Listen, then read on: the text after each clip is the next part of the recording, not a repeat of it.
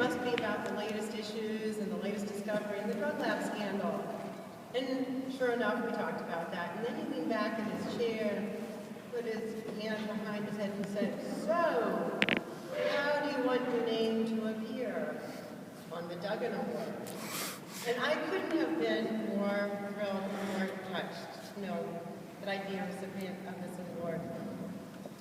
I called my husband Jim and told him the great news.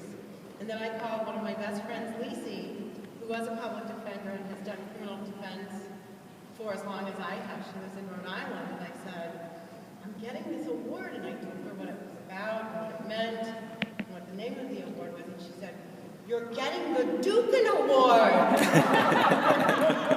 So, of course, I had to set her straight. I'm so honored to receive this award, and first I need to thank some people. First of all, my husband, Jim, who has put up with endless, long days, nights, weekends, while I was preparing for trials or presentations, or supervising, or running the Boston Trials Office, or helping people with forensics, and during the countless Duggan hours. My parents, by word and deed, ignited my desire to help others, and they supported my desire to stay here in Boston rather than returning home to Indianapolis so that I could be a public defender here. Jay Blitzman, my first supervisor as a 303 student, and when I started in the Boston Juvenile Court, they had to take me out of there kicking and screaming because I thought I would do juvenile court forever.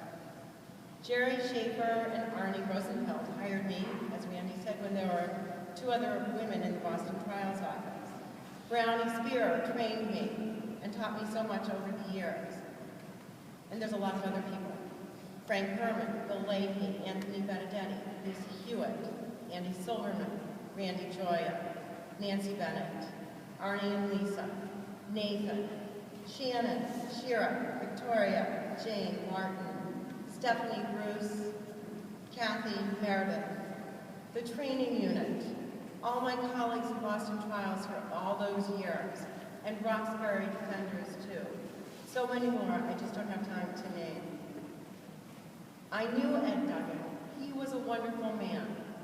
We've been giving this award for 25 years now, and I'm so honored to join the ranks of those people.